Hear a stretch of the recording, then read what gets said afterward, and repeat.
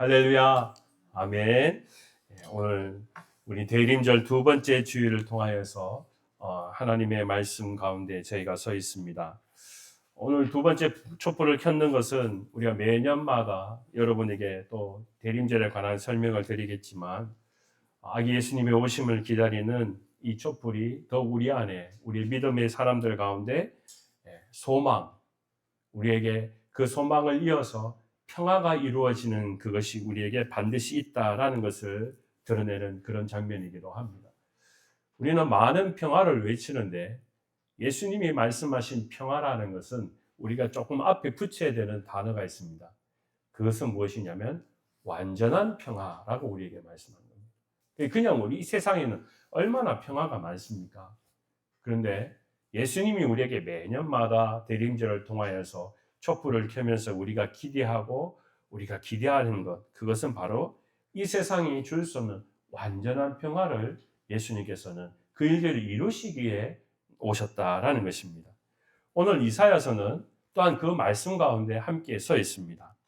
그래서 오늘 말씀 안에 보면 평강, 평화라는 의미의 이 단어가 등장하게 됩니다. 제가 여러분과 오늘 이 말씀을 읽을 때 한번 생각해 보죠. 여러분이 오늘 처음 교회에 왔다고 생각하고요. 오늘 처음 교회에 왔는데 오늘 우연찮게 오늘 이 말씀을 여러분이 읽고 또 우리 제가 말씀을 말씀을 전합니다. 강론을 하는데 오늘 6절 말씀에 보면 이렇습니다. 이는 한 아이가 우리에게 낳고 한 아들을 우리에게 주신 바 되었는데 그의 어깨는 정사를 메었고 그의 이름은 기모자라 모사라 전능하신 하나님이라 영존하신 아버지라 평강의 왕이라 할 것입니다. 자, 이것이 예수라는 것을 우리가 어떻게 압니까? 우리는 시간이 많이 지나서 이 이사야가 활동하던 시대는요, 약 지금으로 봐서는 예수님 오시기 전 한 600년 전이거든요. 600년에서 700년 전. 그때에 한 아기가 태어날 것이다. 한 아기가 와서 그렇게 하는데 지금은 우리는 이분이 예수님이다 이렇게 이야기하겠지만 여러분이 처음 이야기를 듣고 교회에 와서 이야기하는데 다른 사람들은 이분이 예수님이다 이야기하는데 여러분은 이게 예수님이라는 것을 이게 받아들일 수 있겠습니까? 이 한 아이가 태어나는데 그것만 한다고 이게 예수다. 이걸 어떻게 우리가 이야기할 수 있습니까? 우리가 오늘 이 성경의 말씀을 생각해 보면요. 이 이사야가 하나님의 예언의 말씀을 들어서 이스라엘 백성들에게 히브리 사람들에게 그 사람들에게 하나님의 말씀을 쭉 예언합니다. 그런데 한 아이가 태어나서 그렇게 이야기하니까 아마 많은 사람들은 솔깃했을 것 같습니다. 그리고 그 아이는 누구냐라고 이야기했을 때 7절 말씀에 보면 이 아이에 대해서 풀어낸 장면이 있습니다. 보십시오. 그 정사와 평강의 더함이 무궁하며 또 다윗의 왕자와 그 나라에 군림하여 그 나라를 굳게 세우고 지금 이후로 영원히 정의와 공의로 그것을 보존하실 것이라. 그러면 여러분 이 한 아이가 여러분이 처음 듣는 사람이라면 이 아이는 누구라고 가정하게 될까요? 이 땅을 회복시킬 뭔가 정치적인 왕, 전쟁에 능한 왕, 아이가 태어나겠구나 하는 이런 가정을 하지 않겠습니까?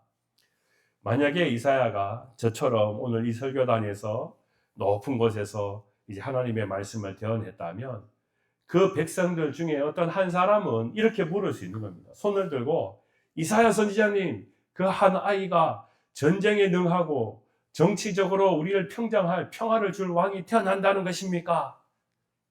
아니면 내려왔을 때 이사야 선지자님, 제가 궁금한 게 있는데 이 아이가 바로 새로운 왕이 우리에게 온다는 것을 의미하는 그런 의미입니까? 라고 묻지 않겠습니까?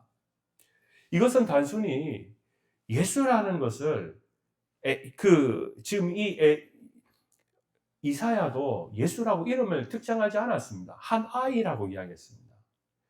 지금은 우리가 이 아이가 예수라는 것을 잘 알기 때문에 우리가 이 대림절 가운데 두 번째 주일에 이 아기는 바로 예수님입니다라는 것을 우리가 다 알지만 오늘 처음 듣는 그 이야기를 전할 때 이 아이가 예수라는 것은 누구도 가정할 수 없다라는 것입니다. 자, 그런데요. 우리가 이 시대를 다시 한번 생각해 보아야 됩니다. 저처럼 어떤 한 사람은 그렇습니다. 우리에게 이런 정치적인 새로운 왕이 필요합니다. 또 전쟁에 능한 왕이 필요합니다. 라고 누군가가 그 이야기를 들었을 때 이런 고백을 한다면 그 시대가 그만큼 혼란스럽고 어렵기 때문에 그렇다는 겁니다. 여러분은 지금 뭐 우리나라 여러분 우리 다 고향을 떠나면 애국자라고 그러니까 유튜브로 이렇게 한국의 뉴스를 들어보면 정치적으로 여러 가지 상황들을 이렇게 봤을 때 대통령 또 새로운 대통령이 필요한 거 아닌가? 한 시대가 지나가고 대통령이 또 끝나고 또 대통령이요 또 대통령인데 대통령 마음에 안 들어 또 새로운 대통령이 와야 되는 거 아닌가 하는 그런 생각들을 우리는 불현듯 할 때가 있지 않습니까? 오늘 이렇게 이 한 악이라는 것이 정치적으로나 또는 전쟁을 잘하는 왕이로나 그러므로 사람들 가운데는 그 왕이 필요해 아이가 분명히 필요해 라고 하는 사람들이 무척 많았을 것 같습니다. 그 이유는 바로 이사야의 시대가 너무나 세상이 나라가 어지러웠던 그런 시대였기 때문에 그렇습니다. 이사야가 활동하던 그 땅은요, 이스라엘의 백성 가운데 우리가 성경 공부 시간에도 조금씩 나누었지만요, 솔로몬까지는 한 왕국이었습니다. 한 나라였습니다. 그런데 솔로몬이 지나면서 두 나라로 갈라집니다. 하나는 남유다, 하나는 북이스라엘 나라로 갈라집니다. 마치 우리나라 대한민국이 조선이라는 나라에서 대한민국이 있고 북조선이 이제 북한이 일어나는 것처럼 이렇게 두 나라로 갈라지는 경우가 있었습니다. 그 이사야가 활동했던 곳은 바로 우리 대한민국과 같이 남유다 쪽에 활동했던 선지자입니다. 적어도 약 50년 동안 활동했습니다. 한평생 선지자로서 예언했던 사람입니다. 그래서 이사야 말씀을 보면 여러분 성경의 말씀이 제일 깁니다. 예언했던 일이 제일 많았습니다. 왜요? 그가 활동했던 시기가 무척 길었습니다. 그런데 그가 50년 동안 활동했던 그 왕들은요 이렇습니다. 우시야 왕, 요담 왕, 아하스 왕, 히스기야 왕 총 4왕을 함께 그 시대 때 선지자의 역할을 했기 때문에 각 왕이 바뀔 때마다 이사야는 하나님의 말씀을 예언했던 그런 시대를 보냈습니다. 그러니까 그 왕들이요 사실 성경의 말씀을 읽어보면 11개의 말씀을 읽어보면 복잡했던 시대였습니다. 이 남유다보다 더 복잡했던 것은 북이스라엘이었습니다. 북이스라엘은요 아시리아라는 나라가 아수르라는 나라가 침범해 와가지고 항상 호시탐탐 북이스라엘을 침범해서 잡아먹으려 했던 그런 시대였습니다. 그리고 주변국은 그 북이스라엘이 약한 것을 알고 서로 막 시기하고 정탐하고 그런 일들이 허다하게 벌어졌습니다. 그래서 북이스라엘 왕이요 생각해 봅니다. 우리가 어떻게 하면 살 수 있을까? 그러면 이제 앞으로 우리가 아시리라는 나라에 손을 붙잡고 형님 도와주십시오 하면서 우리가 납작 엎드려서 굴하는 것이 좋을까?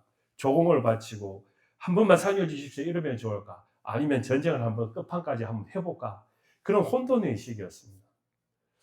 근데요 제가 여러분에게 그 이사야 시대에 일어났던 일들 가운데 한 가지를 꼭 바로 장면 앞에 보면 이런 일이 있습니다. 7장 말씀이에요. 제가 한 예를 여러분께 한번 설명을 드리고 싶어요. 7장 1절 말씀에 보면 이렇게 되어 있습니다. 지금 이사야는 남유다 우시야 왕 때에 활동했던 선지자입니다. 이렇게 기록되어 있습니다. 요시아의 손자요 요담의 아들인 유다의 아하스 왕 때에 지금 이 이사야가 이 아하스 왕이 시대가 되었다라는 것을 이야기합니다. 아람의 르시나온과 르말야의 아들 이스라엘의 베가 왕이 올라와서 지금 이스라엘이 누가요? 베가 왕이 올라와서라고 합니다. 그러니까 지금 남유다에게 북이스라엘이 침범해 왔다 이야기죠. 이 베가가 누구냐면 11개의 말씀을 읽어보면요. 이 구테타를 일으켰던 사람입니다. 왕이 있었는데 베가라는 사람이 정치적인 힘을 모아서 군대를 일으켜가지고 구테타를 일으켜서 정권을 뒤바꿨습니다.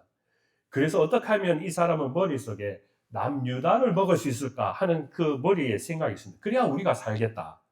그래서 오늘 말씀에 이 7장 말씀에 보면 아람의 사람이 예루살렘도 침범했고 이스라엘의 베가 왕이 다시 침범해서 예루살렘을 쳤으나 어떻게 해요? 능히 이기지 못하였다. 예루살렘이 함락되지 않았다라고 이야기합니다. 얼마나 이 보면은 이 아하스 왕 때 이런 일이 있었는데도 불구하고 위험이 있었는데도 불구하고 나라가 있었다는 건 이건 감사한 일이죠. 하지만 아하스 왕의 마음은 어떻습니까? 두렵습니다. 언제 또 전쟁이 일어날지 모릅니다. 나라가 시끄럽고 소란이 일어날지 모릅니다. 그의 마음은 흔들립니다. 오늘 2절 말씀에 보면은요, 7장 2절 말씀에 보면 이런 이야기가 들립니다. 아람이 에브라임과 동맹하였다 하였으므로 이 에브라임이 누구냐면 북이스라엘입니다. 그러니까요, 전쟁을 아람도 했고 북이스라엘인데 이 두 나라가 동맹을 해가지고 이제 자기들 이 예루살렘을 침범해 올 것이다 라는 생각을 하게 되니까 지금까지 예루살렘을 잘 지켜왔던 아하스 왕의 마음이 마구 흔들려 버렸습니다. 그래서 그 다음 말씀에 보면 이렇습니다. 그의 백성의 마음이 숲의 바람에 흔들림 같이 흔들렸더라. 백성들만 마음이 흔들렸을까요? 아닐 겁니다. 아하스 왕이 그렇게 흔들려 버리는 겁니다. 소란이 그만큼 일어나는 겁니다. 나라가 시끄럽습니다. 이죠?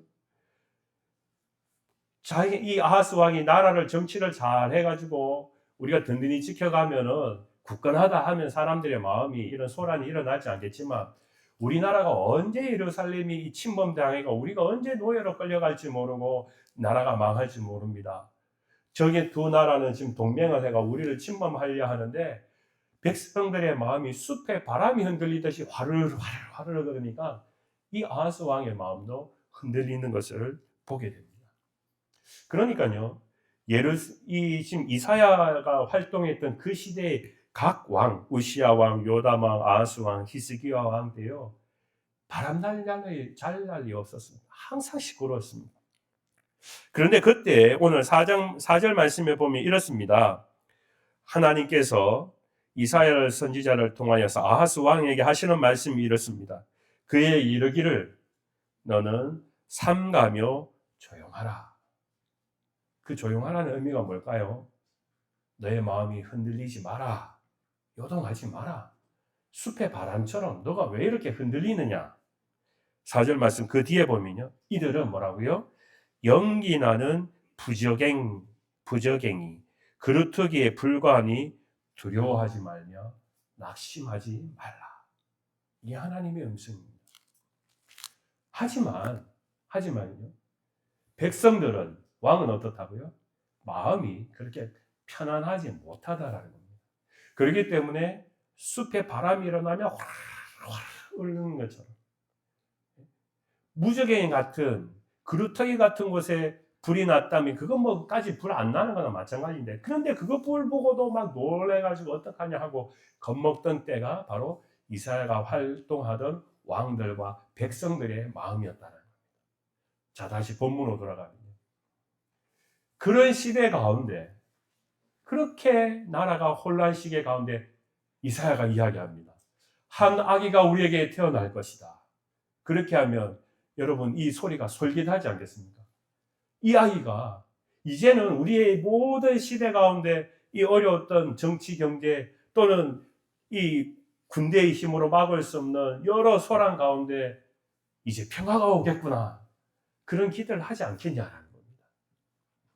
아마 오늘 6절 말씀과 7절을 읽었던 이사야의 말씀을 예언했던 말씀을 들었던 백성들은 그 아기가 바로 이 나라의 새로운 왕, 히스기야 왕을 이어서 새로운 왕이 올 것이다. 그런 기대를 했는지 모릅니다. 자, 그런데요. 오늘 이 아이가 그냥 보통 사람이 아니라는 것은 6절 말씀 그 다음에 있는 부분을 우리가 잘 읽어보아야 됩니다. 그의 어깨에는 정사를 메었고 그의 이름은 기묘자라, 모사라, 전능하신 하나님이라, 영존하신 아버지라, 평강의 왕이라 할 것입니다. 앞에 부분은 한 아기라 했으니까 사람이네요. 그 뒷부분은 어떤 사람이라는 것입니까? 전능하신 하나님이라는 겁니다. 전능하신 하나님. 여러분, 우리 다윗이라는 사람은 얼마나 백성들에게 인기를 많이 받았습니까? 다윗이 왕이었을 때는요, 나라가 조용했습니다. 이죠. 왜요? 다윗이 전치도 잘하고 전쟁도 능하고 다 하니까 사람들이 소요가 일어나지 않았습니다. 그래서 다윗만 보면 사울과 비교해서 했던 말이 뭡니까? 사울은 천천히 따른다면 다윗은 만만의 사람들이 따른다. 막 그러면서 환호하면서 찬송했습니다. 근데 여러분, 제가 지금 찬송이라 했는데 진짜 다윗을 찬송했습니까? 찬송이라는 개념은 하나님을 찬송하는 것인데 다윗을 칭찬한 것이 찬송한 적이 없습니다. 성경 어느 부분에도 백성들은 다윗을 좋아하고 그에 대한 존경의 마음은 있는지 몰라도 그를 전능하신 하나님과 비교했던 것은 성경 구절 어디에도 없습니다. 그러니까 다윗이라는 사람도 아무리 그가 잘났던 왕이라 할지라도 하나님과 비교할 대상이 되지 않는다라는 것입니다. 즉 오늘 이 아기가 태어나는데 이 아기는 누구라고요? 전능하신 하나님이라 그렇게 말씀합니다. 그러니까 오늘 이사야가 하는 말은 사실 이 세상의 왕으로 보면 잘못된 표현이죠. 한 아기가 전능하신 하나님이라고 이야기하면 그건 다윗보다 더 대단한 인간이 되어버리는데 그걸 이야기하자는 것이 아니라는 것입니다. 오늘 바로 이 부분에서 전능하신 하나님, 평강의 왕, 영존하신 아버지라. 그분이 바로 우리가 오늘 이제 이해하고 믿는, 이제 우리가 알게 된 바로 예수 그리스도 그 한 분밖에 없다라는 것입니다. 이 예언자 이사야는 이것까지는 다 풀어서 그가 이해하지 못했지만 이제 우리의 시대는 이 예수 그리스도가 오시고 난 뒤에 우리에게는 이 뒤에 나오는 전능하신 하나님, 영존하신 아버지, 이거 누구인지를 이제 우리는 분명히 알게 됩니다. 그래서 이분은 아기가 그냥 아기가 아니라 바로 우리에게 기다리고 있는 예수 그리스도라는 것을 우리는 알게 됩니다. 그렇기 때문에 오늘 이 성경 말씀 안에 이 왕의 가장 큰 일, 예수 그리스도가 가장 놀라운 일이 무엇이냐? 그것은 평강의 왕이다라는 것입니다. 평강의 왕. 그래서 제가 처음에 여러분께 말씀드렸던 것은 이 세상의 사람들, 시민들은 어떻게 하든 나라가 조용하고 좀 왕이 힘을 내어가지고 우리를 안전하게 보호해줘서 우리가 평화를 얻었으면 좋겠다라는 것이 전체인지 모르겠지만 하나님께서 우리에게 한 아기를 이 땅에 태어나게 하신 것은 이 땅에서 주는 우리가 기대하는 그 평화가 아니라 하나님이 주시는 평화, 그것은 완전한 평화를 이 세상에 위해서 오셨다라는 것입니다. 그래서 오늘 말씀에 보면 이 평화의 왕이 하실 일이 무엇이냐라는 것을 드러내는데요. 1절 말씀에서부터 2절 말씀에 보면 그 상황에 대해서 더욱 우리에게 분명히 말씀하는 것을 우리는 보게 됩니다. 전에 고통받는 자에게는 전에 고통받던 자들에게는 흑암이 없으리로다라는 겁니다. 지금까지는 그 흑암이 있었는지 모르겠는데 그 아기가 옴으로 말미암아 이제는 그 흑암이 벗어나고 빛이 임재했다라고 말씀합니다. 오늘 2절 말씀에 보면 흑암에 행하던 백성이 큰 빛을 보고 사망의 그늘진 땅에 거주하던 자들에게 빛이 도다. 이것이 바로 예수님께서 오심으로 우리에게 일어난 평화가 일어나는 모습을 우리에게 등장하는 그런 일이기도 한 것입니다. 저는요, 오늘 이 평화의 왕, 평강의 왕 예수님이 어둠 속에서 빛을 보여주신다라는 것이 이게 얼마나 큰 역사와 사건인지 우리가 이것을 오늘 예배 시간에 이 말씀을 듣는 저와 여러분의 심정 가운데 함께 하기를 주님 이름으로 축원합니다. 왜냐하면 오늘 이 말씀 가운데도 그 말씀을 설명하고 있는데요. 여기 1절 말씀 뒷부분에 보면 이렇게 기록되어 있습니다. 옛적에는 여호와께서 스불론 땅과 납달리 땅이 멸시를 당하게 하셨더니 그 스불론 땅과 납달리 땅이 뭡니까? 지금 자신들이 살고 있는 땅입니다. 과거에는 즉 말하면 지금 우리가 현재 고통받는 이 현실을 보면 이 스불론 땅과 납달리 땅이 얼마나 지금 갈라지고 가물어 있고 영적으로 어렵고 힘든지 모른다라는 겁니다. 그런데 후에는 어떻게 된다고요? 이 땅이 해변의 길과 요단 저쪽 이방의 갈릴리를 영화롭게 하셨느니라. 여기 잘 한번 보십시오. 예수님께서 태어난 곳은 어디입니까? 유대 땅 베들레헴입니다. 그죠? 근데 예수님께서 활동했던 곳은 어디입니까? 갈릴리였어요. 여러분 그런 생각 들지 않으세요? 이 그림으로, 지도로 보면은요, 유대 땅 베들레헴은 예루살렘 바로 옆에 있습니다. 가장 가깝습니다. 그러면 예수님께서 내가 누구다라고 이야기하려면, 무대를 활동하려면 어디로 가야 될까요? 서울로 가야죠. 사람은 뭐든지 간에 뭐 서울로 보내고 말은 잘 되려 하면 제주도로 보내라는 그런 우리 옛말이지 않습니까? 예수님이 뭔가 자신의 내가 누구다라는 걸 드러내려고 했으면 어디로 가야 되는 게 맞습니까? 예루살렘으로 가야죠. 수도로 가야죠. 그래야지 거기서 제자들을 만들고 12제자를 모아가 하면 소문이 어떻습니까? 점점점 퍼져나와서 그 소문이 지방으로 가지 않겠습니까? 근데 예수님께서 활동했던 것이 어디입니까? 갈릴리에 있었어요. 갈릴리에서 3년 반 동안 예수님은 거기에서 계속 생활하시고 죽으러 가실 때 예루살렘으로 올라가셨어요. 그러면 저는 생각해 봅니다. 예수님, 아니 예루살렘은 우리가 아는 것처럼 모든 사람들이 뭔가 하려고 하면 뜻을 모으고 힘을 모으고 뭔가 내 이름을 드러내고 업적을 세우려면 서울로 가야 되고 예루살렘으로 가는데 왜 예수님은 갈릴리로 가셨어요? 왜 예수님은 갈릴리시에서 3년을 전부를 다 사역을 하셨어요? 그렇게 생각하면 이런 질문을 해볼 수 있습니다. 아, 거기에 우리 아버지하고 어머니가 살아주셨기 때문이다. 예수님께서 그러셨기 때문에 그 갈릴리에서 활동했을까요? 오늘 1절의 말씀이 바로 거기에 답이 된다는 겁니다. 무슨 말이냐면요. 지금은 납달리 땅과 스불론 땅이지만 신약 시대로 오면 그 납달리 땅과 스불론 땅이 어디냐면 갈릴리라는 거예요. 갈릴리요.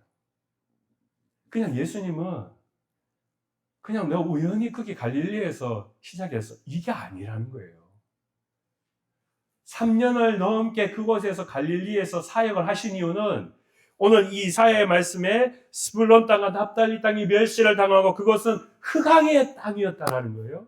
그런데 그 땅을 하나님께서 회복시키신다는 거예요. 그렇기 때문에 하나님께서 갈릴리를 통하여서 그 구약의 성경에 있었던 그 흑암의 땅을 예수님이 오심으로 그곳에서 사역함으로 말미암아 변화시켰다는 거예요. 그곳에 빛이 임하게 하셨다는 거예요.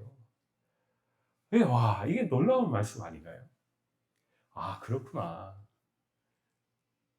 우리가 이제 성경의 말씀을 읽을 때 예수님이 왜 그 장소에 가셨을까? 예수님은 왜 그 뜻을 가지고 계셨을까라는 걸 우리가 생각해 보면요. 이제는 우리는 분명히 알게 됩니다.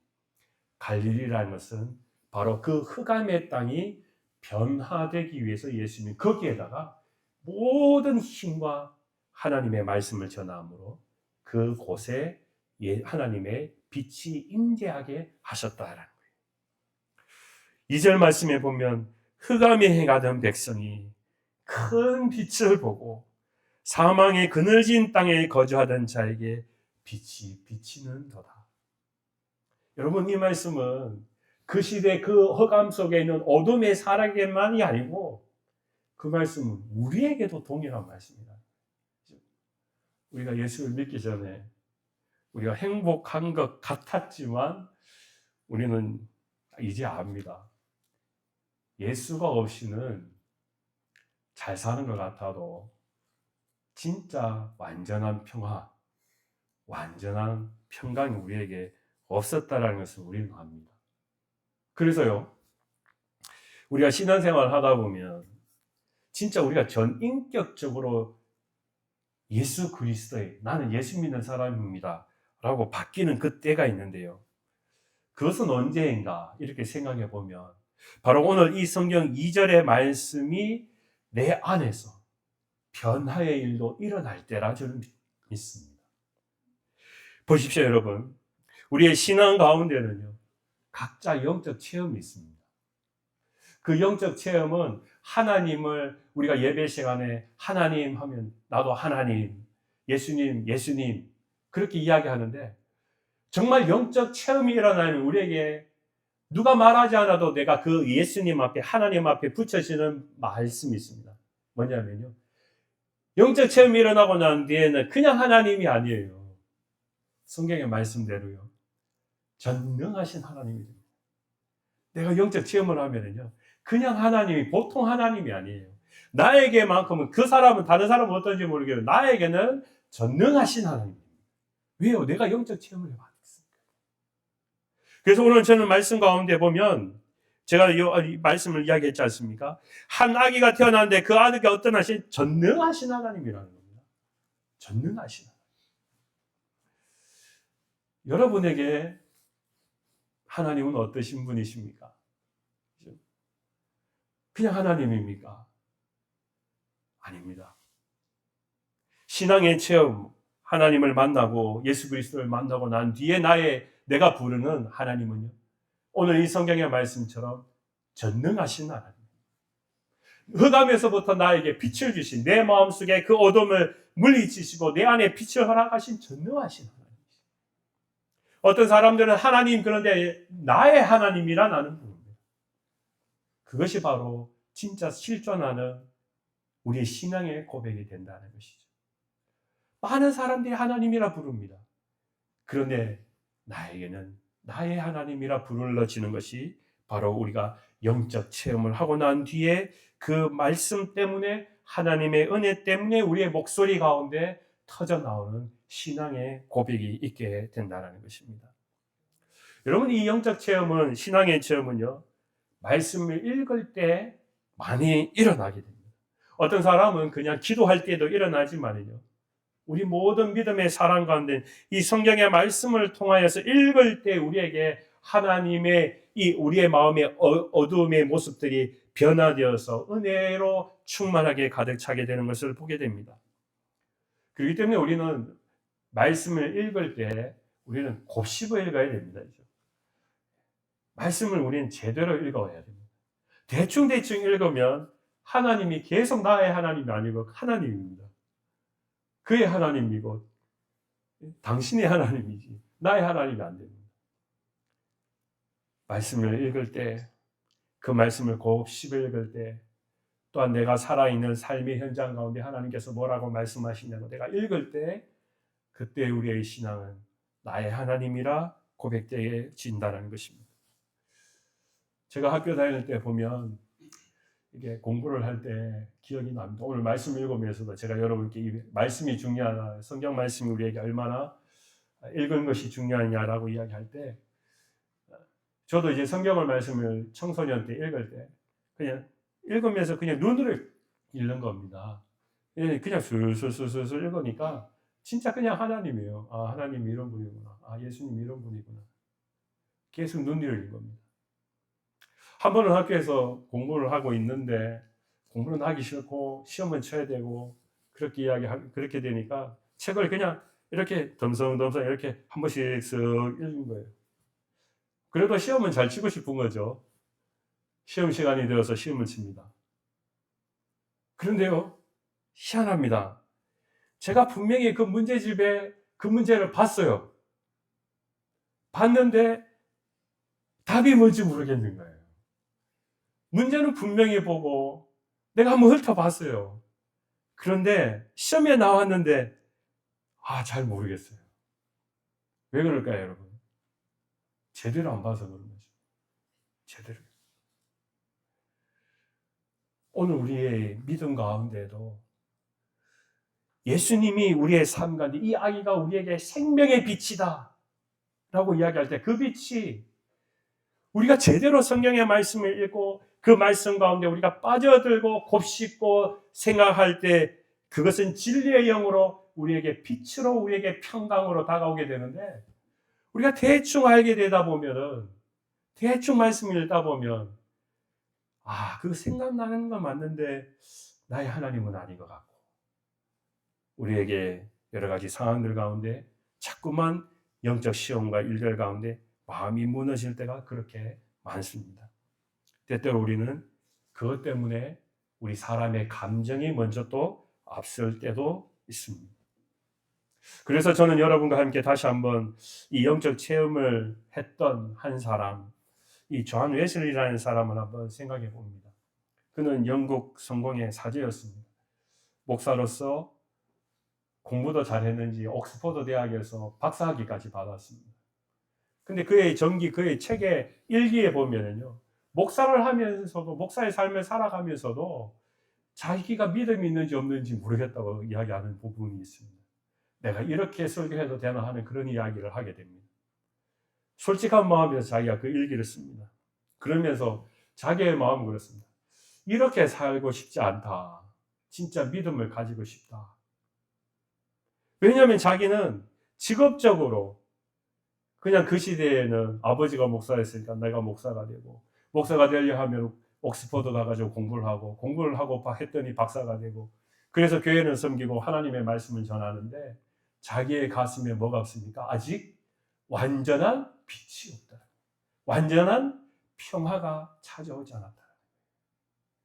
그런데 그렇게 고민하면서 신앙의 고민을 하고 있는 시간을 보내는 찰나에 친구들과 함께 성경 공부하는데 가서 같이 공부할까? 그러면서 쫓아다니다가 어느 날 밤에, 수요일 밤에요, 하나님의 말씀을 읽고 그 로마서의 말씀을 읽고 주석을 마틴 루터의 로마서의 주석을 읽는 가운데 자신의 가슴이 뜨거워지는 체험을 했습니다.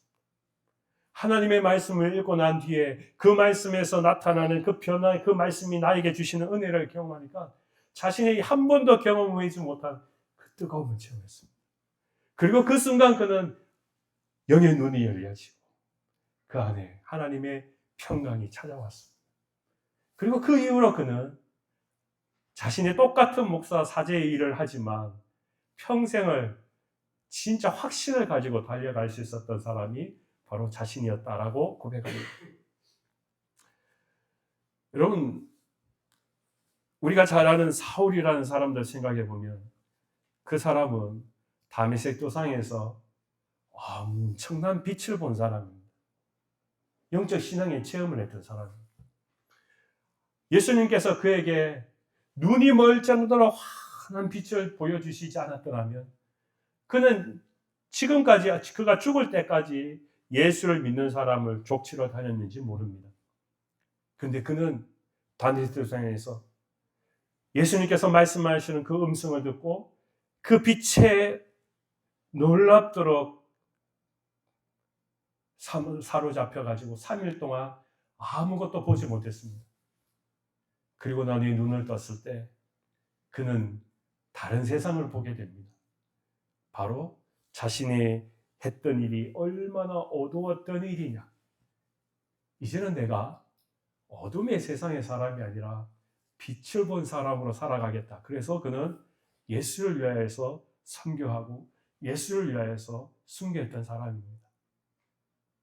오늘 이 성경 말씀에 그 한 아기가 우리에게 오셨기 때문에 우리가 눈을 떴을 때는 환하고 밝은 대낮 같은지 몰라도 그 대낮이 밤이 되면 어두워집니다. 어떤 것도 그 밤을 밝힐 수 있는 것이 없습니다. 근데 그 한 아기가 밤이든 낮이든 상관없이 우리의 영에 항상 빛이 임재하였다. 그리고 우리의 가슴에 영원한 변화되지 않은 완벽한 완전한 평강이 임재했다라는 것입니다.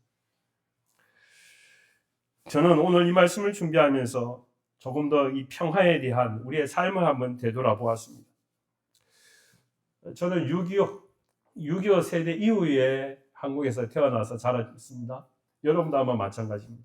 저는 교과서에서 6.25 TV 브라운관에서 6.25라는 거 보았습니다. 아마 이분 계신 가운데 6.25를 태어나셨던 분도 계시고요.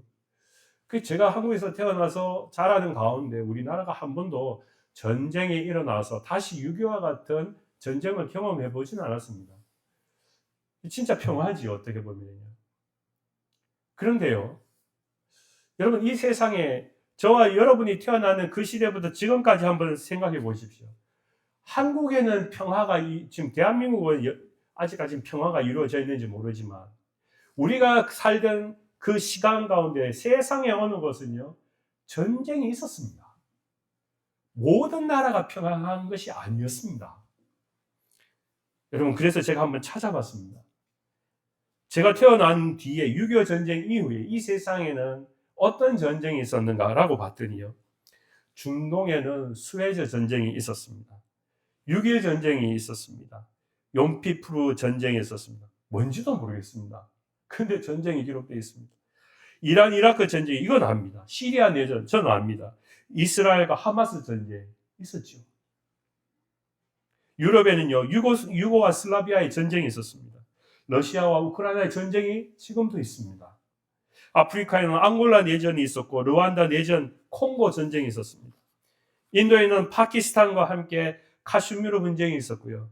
서사하라 분쟁이 있었고, 소말리아 내전, 우리 잘 알지 않습니까? 보면요, 6.25 전쟁 이후에 저는 전쟁이 없다고 생각하고 저는 살아가고 평화가 우리에게 있다고 이제 생각했는지 모르지만, 내가 사는 그 세상의 다른 곳에서는 끊임없이 전쟁이 발생하고 지금도 여전히 있다라는 것입니다. 그 말은 무엇일까요? 한 사람의 왕이, 대통령이 모든 전 세계를 그냥 한 힘으로 전쟁이 없는 평화의 나라는 이루어질 수 없다는 것입니다. 어느 곳이든 이 정치적인 힘의 왕은 또 새로운 또 평화를 찾게 되고 또 평화를 찾게 되고 또 자꾸만 바뀌어지는 상황들 가운데 우리는 왕을 찾게 됩니다. 그런데요, 오늘 이 평강이라는 것은 전쟁에 능하신, 그냥 이 땅에 분쟁이 없는 왕을 의미하는 것이 아닙니다. 그것은 바로 예수님께서 요한복음 14장 27절 말씀에 기록해 있는 그 말씀이 오늘 이 성경의 말씀에 저는 마지막 답이라고 믿습니다. 우리 한번 말씀을 잠깐 찾아볼까요? 요한복음 14장 27절 말씀, 오늘 저와 여러분이 이제 마지막 결단의 말씀으로 하나님께서 예수님께서 왜 우리에게 평화의 왕인지를 말씀하는 음성으로 함께 듣기를 원합니다. 요한복음 14장 27절 말씀입니다. 우리 같이 한번 읽어볼까요? 시작. 평안을 너희에게 끼치노니 곧 나의 평안을 너희에게 주노라. 내가 너희에게 주는 것은 세상이 주는 것과 같이 아니하니라. 너희는 마음에 근심하지 말고 두려워하지도 말라. 아멘. 여러분, 오늘 이 말씀을 여러분 가슴속에 꼭 새기시길 주님으로 축원합니다. 여기 보십시오. 한 가지를 풀어보겠습니다. 평안을 너희에게 끼치노니 뭐라고요? 나의 평안을 너에게 주노라. 오늘 말씀과 연관해 볼까요?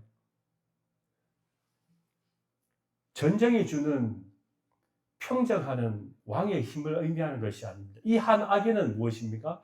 예수 그리스도이지 않습니까? 예수 그리스도 안에 뭐가 있다라는 것입니까? 평화가 있다라는 것입니다. 예수 그리스도 안에 평강이 있다라는 것입니다. 그렇기 때문에 예수님은 내가 있는 이 평강을 너희에게 주노라. 이것은 세상에 주는 평강과 다르다고 말씀하십니다. 이것은 내가 주는, 내 안에 있는 하나님께서 나에게 주신 약속을 통하여 이사야를 통하여서 한 아기가 태어나서 이 왕은 전능하신 하나님이라. 그리고 평화의 왕이라고 말씀하신 이 평화를 내가 너희에게 주노라 라고 말씀하십니다. 너희는 근심하지 말라. 두려워하지도 말라 라고 말씀합니다. 예수님께서는 이 평화를 위한 지혜를 잠깐 보여주신 한 장면이, 다시 한번 찾아볼까요? 마태복음 26장 말씀 우리 한번 찾아볼까요? 예수님께서 이것을 어떻게 삶의 일에서 프랙티스 하셨는지 26장, 마태복음 26장 말씀 우리 한번 잠깐 보면은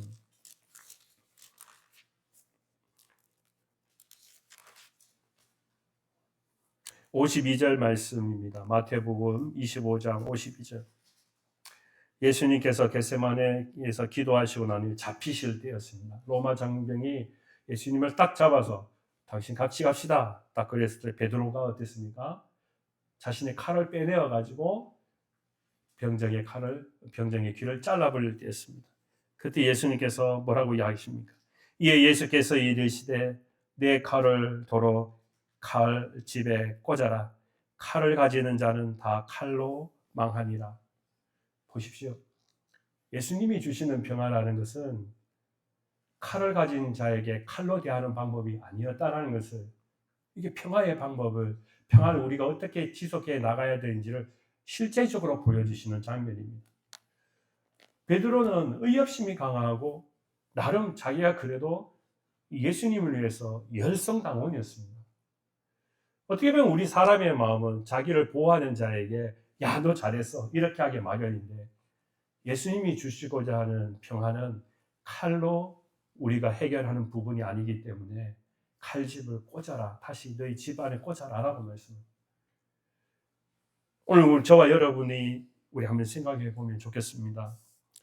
예수님이 가지고 있는 그 평화, 예수님이 가지고 계시기 때문에 그것이 무엇인지 우리가 잘 알면 우리는 이 평화가 어떤 상황 가운데에도 치유에 만병통치하게 된다는 것입니다. 그것은 우리의 힘으로, 우리의 정권으로 세상을 뒤바꾸는 것으로 바뀌어지는 것이 아닙니다.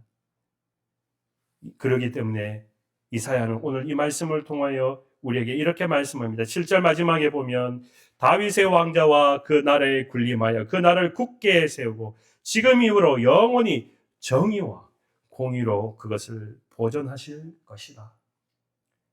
예수님의 임재는요, 바로 이 땅에 우리가 살아가는 이 세상 가운데 하나님의 이름을 통하여 정의와 공의를 만들어가는 세상입니다. 제가 여러분에게 잠깐 마지막으로 한 가지 나누고 싶은데요. 이제 성탄절이 곧 다가오는 시간 앞에 잠깐 이야기를 나누고 싶습니다. 그 피터 라이브스라는 신학자가 있습니다. 이분이 썼던 책 가운데 보면 돈으로 살 수 없는 것이라 했습니다. 돈으로 살 수 없는 것. 그건 이렇게 짤막하게 이야기합니다. 돈으로 호화스러운 집은 살 수 있어도 행복한 가정은 살 수 없다. 돈으로 시계는 살 수 있어도 흐르는 시간은 살 수 없다. 돈으로 섹스는 살 수 있어도 진정한 사랑은 살 수 없다. 돈으로 지위는 살 수 있어도 가슴에서 우러나오는 존경은 살 수 없다. 돈으로 좋은 약을 살 수 있어도 영원한 생명을 살 수가 없다. 돈으로 성대한 장례식을 치를 수 있어도 행복한 죽음을 살 수가 없다. 우리가 돈이라는 것을 생각하면 그것이 마치 우리의 모든 평화를 주는 것처럼 우리 생각할 때가 많은데, 돈이 다가 아니라는 것입니다. 전쟁이 다가 아니라는 것입니다. 우리가 생각하는 평화의 방법이 다가 아니라는 것을 말씀합니다. 저는 여기 한 가지 여러분과 이 성탄절이 다가오는 시간 앞에 한 가지 덧붙이고 싶습니다. 돈으로 크리스마스 선물은 살 수 있어도 아기 예수의 평화는 살 수 없다. 그죠? 오늘 저와 여러분 가운데 우리 선물이 아니라 진정한 예수 그리스도의 평화를 기대하면서 우리 예수님이 누구인지, 또 우리가 매일마다 영적 신앙의 체험을 통하여서 우리에게 어두웠던 과거의 모습이 변화되어 빛의 삶, 영원한 하나님이 함께 하시는 이 믿음의 마음 가운데 평안이 우리에게 찾아온 것이 얼마나 기쁘고 감사하는지, 또 예수님이 오심을 기다리는 저와 여러분의 신년 되시길 주님의 이름으로 축원합니다.